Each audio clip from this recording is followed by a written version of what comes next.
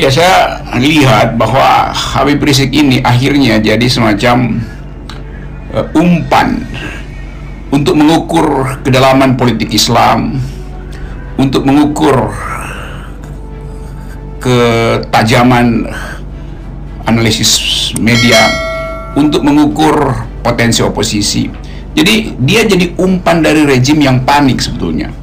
Rejim yang seharusnya membaca politik dalam perspektif sejarah dan tahu bahwa politik Islam tidak mungkin membesar bila ada keadilan sosial tuh. Kalau kita belajar sejarah di mana-mana sepanjang sejarah Indonesia, gerakan politik Islam ini tumbuh bersamaan dengan merosotnya moral keadilan itu. Lepas dari siapapun tokohnya, tapi itu yang terjadi. Itu yang terjadi zaman Orde Baru, Orde Lama, segala macam tuh. Jadi ini pemerintah yang buta huruf terhadap sejarah sebetulnya tuh.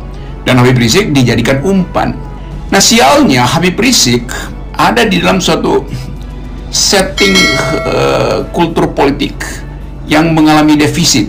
Jadi langsung terlihat kontras moral antara Habib Rizik sebagai petugas rakyat dan Jokowi sebagai petugas partai. Jadi ini sebetulnya medan perangnya tuh. Orang tetap menganggap bahwa Presiden Jokowi tidak peduli dengan hak asasi manusia. Karena masalah Habib Rizik bukan soal pidana, tapi soal pelanggaran hak asasi manusia tuh. Yaitu hak dia untuk memperoleh perlindungan justru dalam memberi kritik pada kekuasaan dianggap itu sebagai kriminalitas tuh. Karena itu dicarikan delik yang kriminal, yaitu kerumunan. Kalau soal kerumunan, Habib Rizik 3 kali di dalam kasus yang sebutkan tadi ada tiga kasus yang berimpit di dia tuh. Tapi karena hanya soal kerumunan, lalu orang bandingkan kalau si petugas partai itu berkali-kali melakukan hat-trick yang buruk, bahkan bikin gol bunuh diri 3 kali dalam soal kerumunan. Baru-baru ini juga presiden pergi kemana, ke wilayah mana itu, yang juga menimbulkan kerumunan. Jadi kontras moral yang orang lihat di situ. Oleh karena itu dari Garut sampai Jakarta itu orang marah kenapa Habib Rizik tidak boleh hadir di pengadilan. Takut dengan masanya. Kenapa masa nggak bisa dikendalikan? Kenapa masa presiden bisa dikendalikan itu? Jadi soal-soal semacam ini yang jadi background. Mengapa kita mengambil kesimpulan bahwa terhadap Habib Rizik ini ada pengadilan sesat atau pengadilan yang hendak menyesatkan Habib Rizik sebagai orang sesat. Padahal problem kita bukan soal siapa Habib Rizik, tapi sebagai individu dia harus diperlakukan sama dengan Jokowi sebagai individu. Nggak ada soal di situ mau kepala negara kek. Kalau betul-betul melanggar aturan kerumunan, lakukan hal yang sama. Jadi ini yang disebut sebagai upaya untuk mendiskreditkan sebuah kelompok yang di belakangnya ada simbol-simbol Islam. Itu yang saya protes dari cara kekuasaan menangani Habib Rizik sebagai warga negara. Dia tidak diadili sebagai warga negara, tapi sebagai tokoh Islam. Itu bahayanya kan. Nggak ada di dalam hukum pidana seseorang diadili karena dia menyandang status kultural tertentu. Enggak. Yang diadili itu individu tuh. Jadi jangan kaitkan kedudukan Habib Rizik dengan kepemimpinan dia di FPI, bahkan FPI udah dibubarkan. Jadi saya menganggap bahwa Istana diam-diam melakukan survei internal tertutup dan menemukan bahwa dukungan terhadap Habib Rizik adalah dukungan moral, dukungan integritasnya itu kuat sekali itu. Karena itu Istana panik, karena itu dilakukan segala macam cara untuk menyudutkan Habib Rizik sebagai warga negara. Ya, itu justru yang dikhawatirkan Istana. Kan Habib Rizik akhirnya punya kepemimpinan moral. Dia mampu untuk memberitahu pada publiknya kapan harus bergerak, kapan harus diam, kapan harus menunggu, kapan harus menghormati kekuasaan, kapan harus mengkritik kekuasaan. Jadi kepemimpinan moral ini yang berbanding terbalik dengan kepemimpinan moral Istana yang penuh dengan tipu-tipu, penuh dengan intrik, penuh dengan manipulasi. Jadi publik akhirnya melihat bahwa di belakang Habib Rizik ada peristiwa moral yang harusnya dihormati oleh negara. Tapi negara justru takut dengan peristiwa moral itu. Kepemimpinan moral Habib Rizik itulah yang dikhawatirkan melebar menjadi kepemimpinan alternatif itu. Ini sebetulnya kan kita bayangkan, bukan kita bayangkan, kita tahu bahwa ada ambisi untuk memperpanjang kekuasaan 3 periode. Itu berarti jalan ke arah 3 periode dengan cara apapun harus dibersihkan. Habib Rizik dianggap pengganggu, Gatot Nurmantio dianggap pengganggu, AHY dianggap pengganggu, itu segala macam tuh. Jadi problem ini sebetulnya satu paket dengan ketidakmampuan pemerintah untuk menghormati dan menyelenggarakan persaudaraan warga negara. Bagaimanapun Habib Rizik adalah warga negara yang harus dipersamakan kedudukannya di depan hukum tuh. Jadi saya tetap melihat bahwa upaya rejim untuk memojokkan beliau itu akhirnya terjebak di dalam kedunguan rejim sendiri. Sekarang rejim bingung mau diapain, mau diteruskan sidang ini, itu konsekuensinya panjang. Mau dihentikan sidang ini, konsekuensinya juga panjang. Jadi seperti orang dungu menunggang macan, akhirnya dia terjebak sendiri dengan obsesi dia untuk menunggang macan itu. Itu yang terjadi di sana tuh. Mau turun susah ditergang macan, mau terus lama-lama habis energinya tuh, karena diguncang terus oleh. Jadi saya anggap ini pertandingan moral antara Habib Rizik dan Jokowi. Bukan Habib Rizik ansih sebagai person, tetapi di belakang Habib Rizik ada kumpulan moral yang ingin melihat hukum itu dibersihkan dari kepentingan politik. Sementara di pihak Jokowi atau istana atau kekuasaan ada upaya untuk menjadikan Habib Rizik sebagai target operasi untuk menghalangi peristiwa yang sedang direncanakan, yaitu 3 periode kepresidenan. Itu saya anggap satu paket. Mau dianalisis dengan cara apapun, yang terbaca adalah itu. Ya, itu yang diam-diam seluruh aparat analis politik melihat itu sebetulnya tuh. Tetapi hakim akhirnya harus memutuskan dia mau ikuti jalan pikiran istana atau mau ikuti jalan pikiran publik. Jadi sekarang yang diuji sebenarnya integritas hakim tuh, dan hakim saya berharap hakimnya masih punya akal sehat dan menganggap bahwa ini bukan delik, ini adalah permainan politik. Karena itu jangan main-main dengan kekuasaan moral. Jadi terjebaklah sebetulnya hakim juga dalam prinsip-prinsip yang dari awal harus dia tegakkan, yaitu hak asasi mendahului pesan politik. Jadi kalau hakim-hakim ini mengerti tentang kedudukan utama dari hukum, dia pasti akan anggap bahwa pesan politik tidak boleh masuk di ruang pengadilan. Kita secara linear melihat itu, bahwa Habib Rizik akan dijadikan musuh abadi untuk konsolidasi kekuasaan.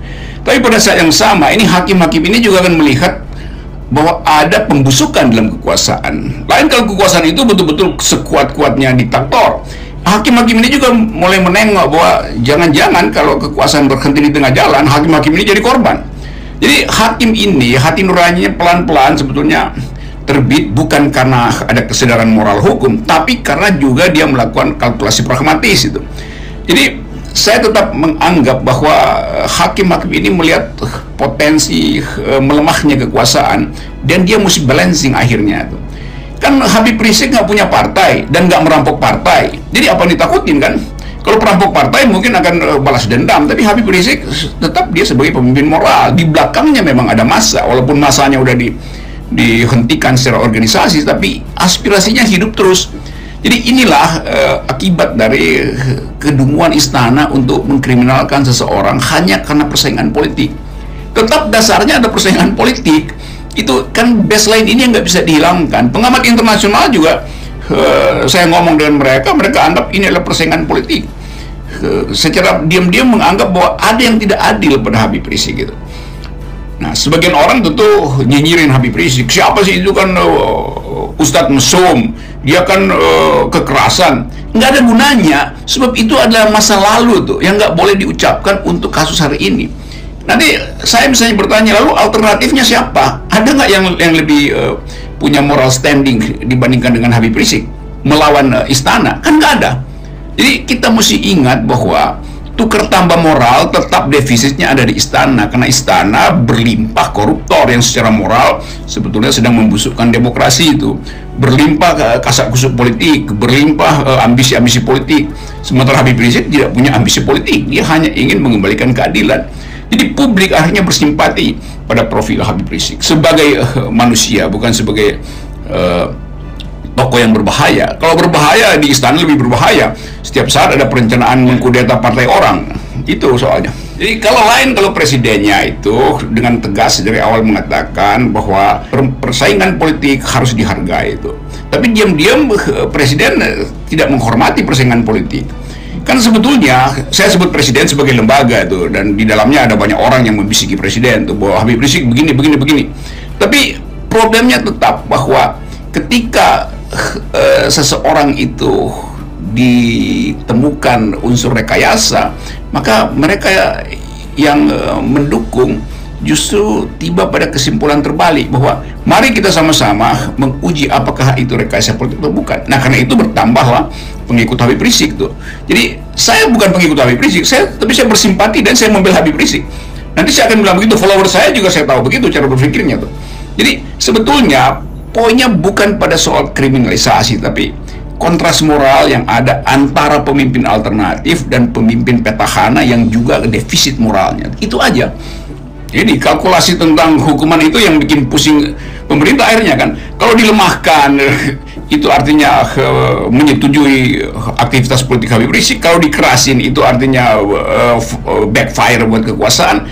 Jadi kita tidak bisa lagi punya akal pikiran yang jernih di dalam menentukan hukuman itu tuh. Kalau dibebaskan, bagaimana proses politik udah berlangsung? Jadi sekali lagi ini konsekuensi dari kedunguan aja tuh. Jadi kita tonton aja mau diapain tuh. Dan kita tahu bahwa walaupun kita tonton, penonton yang lain sebetulnya sedang mengkonsolidasikan moralnya untuk terus mendorong perubahan politik. Jadi bagi saya, Habib Rizik dihukum atau tidak dihukum, momentum politik sedang berjalan. Jadi hukumannya itu akan ditentukan oleh jumlah moral yang makin defisit di pemerintah. Saya nggak melihat bahwa pemerintah memperbaiki kemampuan dia untuk mengakrabkan kehidupan masyarakat. Habib Rizik adalah bukti bahwa pemerintah melakukan rekayasa untuk divided nation, untuk membelah masyarakat. Karena pemerintah udah putuskan dia harus terus-menerus hidup dengan cara menyingkirkan yang lain. Yang disebut politik kekuasaan itu selalu exclusionary, menyingkirkan yang lain supaya dia sendiri yang bisa atur pencitraannya itu. Jadi soal yang sederhana sebetulnya, tapi ya saya mau sebut aja kedunguan istana untuk membaca sejarah politik. Dan istana akhirnya lupa bahwa pertandingan moral itu tidak mungkin dimenangkan oleh mereka yang moralnya justru makin defisit itu. Jadi sekali lagi kita mau pastikan bahwa mereka yang nyinyir pada Habib Rizik itu justru karena ketakutan bahwa jumlah moral dikumpulkan kembali melalui Habib Rizik. Saya mau terangkan ulang bahwa bukan Habib Riziknya yang jadi pertaruhan politik kita, tapi moral di belakang Habib Rizik, yaitu mau bicara jujur, mau rekonsiliasi, mau menyediakan diri untuk bertemu dengan presiden. Tapi presiden menganggap nggak perlu, gue mah happy aja. Kira-kira begitu kan. Otak istana kan begitu. Bahkan dia happy melihat Habib Rizik masuk dalam penganiayaan publik.